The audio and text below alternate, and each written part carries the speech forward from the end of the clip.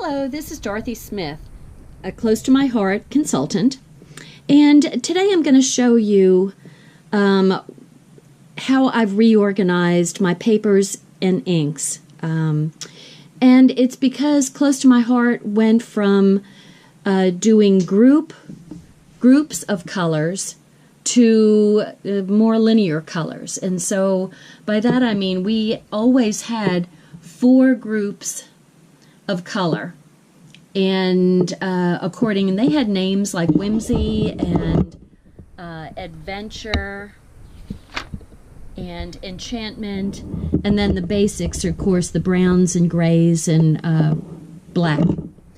So the way they had them organized, which really doesn't make any difference now, but they were sort of spring, summer, fall kind of hues, and each group had a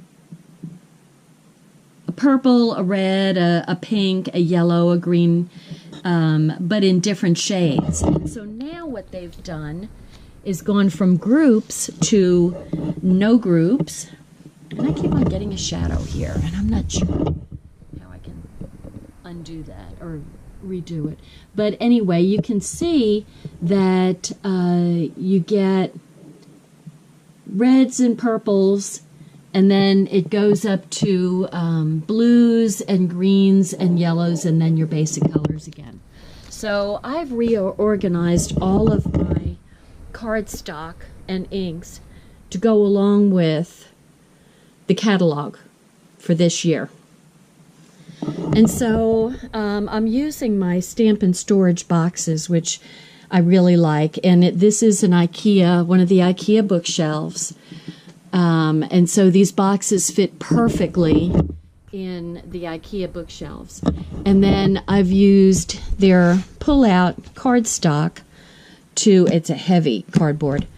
And then I took the pages from Close to My Heart on the colors, and I enlarged them by 250% to get the large name and color dot to correspond. And then I put, in this case, the almond on the shelf for the almond. And then I just went down in the same order as they have it in the catalog, and I put all of my browns, tans, grays together. And what I could do, if I pull back, you'll see that the reds are down in the lower left corner. If I was really correct, I'd move the basics down to the lower right hand and everything would get shuffled around. But, you know, I grabbed the basics first. So, anyway, it goes down starting with pomegranate to ruby. Candy apple is a new color, which you can tell by the N. And then smoothie, peach is a new color, which is gorgeous. And ballerina is also a new color. And then we've got pixie and raspberry, thistle, eggplant, pansy, and then lilac is a new color, which, how pretty is that? Is so pretty. Anyway, and then you come up, and we got a lot of new colors this year, like 11. And so we've got Carolina as a new color, and Bluebird, nice, really bright blue, is a new color. And then, you know, of course, I love the sapphire, deep navy, and then peacock, of course, is like one of my favorites because it's a dark teal. And then the glacier, lagoon, those are old colors. Mint is a new color, which is kind of reminiscent of our color of the year, sea glass. A little bit different. And then emerald sage is a new color. That is going to be one of those go-to, very useful colors that goes with a lot of stuff. Clover is a new bright green. Willow sweetleaf, old. New England, very old. But, you know, who can't use that color? Fern, lemon, canary, saffron, gold rush. And then those are old colors. And then we've got nectarine as a new color. So those are how I arranged my cardstock. Here's my pile of old papers that I need to figure out how to sell and maybe keep some sheets and sell the rest of them. But anyway, I have a lot of cardstock to get rid of. So let me show you my inks now. Okay, I'm over here at my ink carousel. And, you know, since I'm organizing, my office is kind of a mess right now. So I still have a lot of organization to do. But once again, I took the sheets of cards from the color sheets in the annual catalog and made enlargements of the names. And I think, let me think, I'll have to, these were probably at 150, maybe 200. I don't think it was the 250 like I used for my cardstock. Anyway, I was able to cut out blocks that correspond fairly well to each shelf of our stamp pad holders.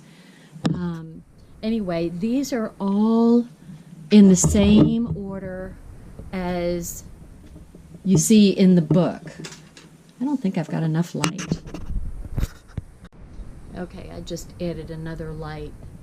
I hope that's a little bit better. So anyway, as you go around, like I said, I've kept all of my colors in the same order that is shown in the catalog. And so even though in my obsessive way I would like to have the colors separated differently and not have the purples with the blues, that's in the same order. And so I'm just going with it and saying, okay, this is how it is, just deal with it, Dorothy.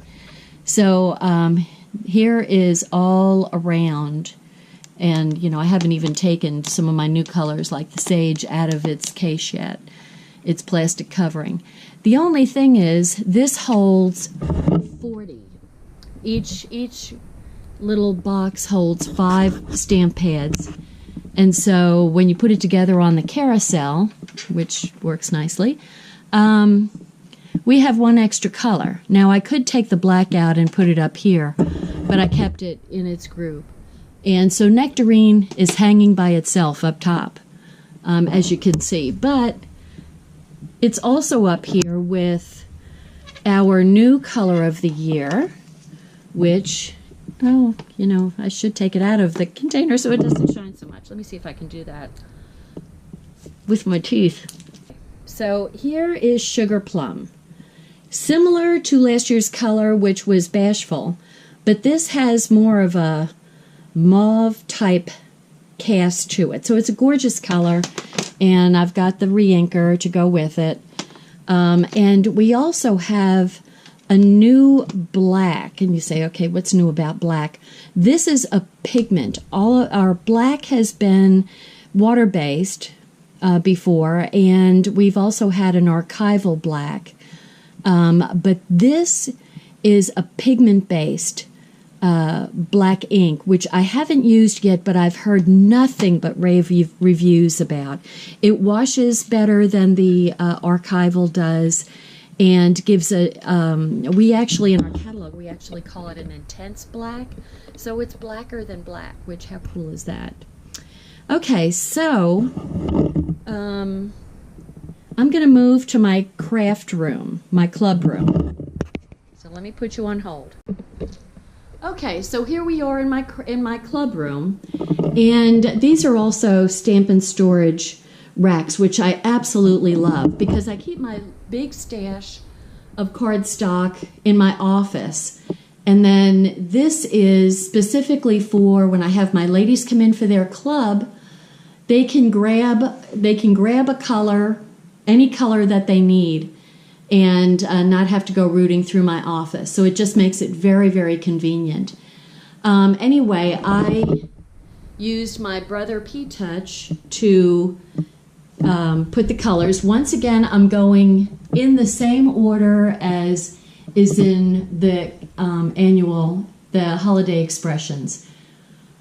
So all of the colors are named in order, and then off to the side when I have a sample, and I don't have it on the new ones yet, I put the color so that they can either look at the name or or the look at the color to see where they wanna, what color they want. And this actually will be a little bit easier for the girls because now that all the reds and purples are together and the blues and greens are together, it's going to be much easier for them to find what color they're looking for because they know which hue they're going for, whether it's going to be a blue or a green or a yellow.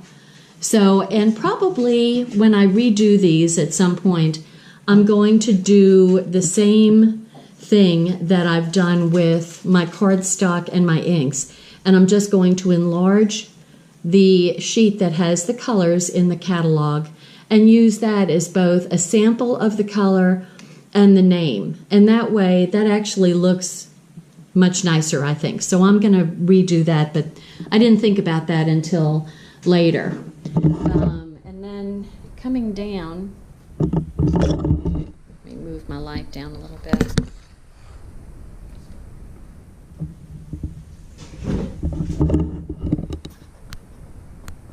And there's kind of a shadow on it.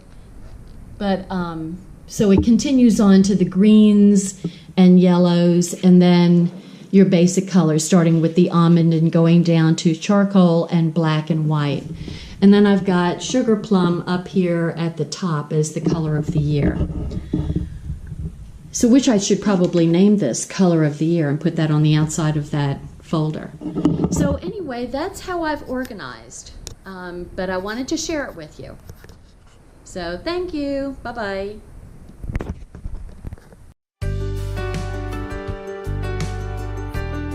Thanks for watching my video. Subscribe to my YouTube channel and visit my blog at .scrapbooking.com.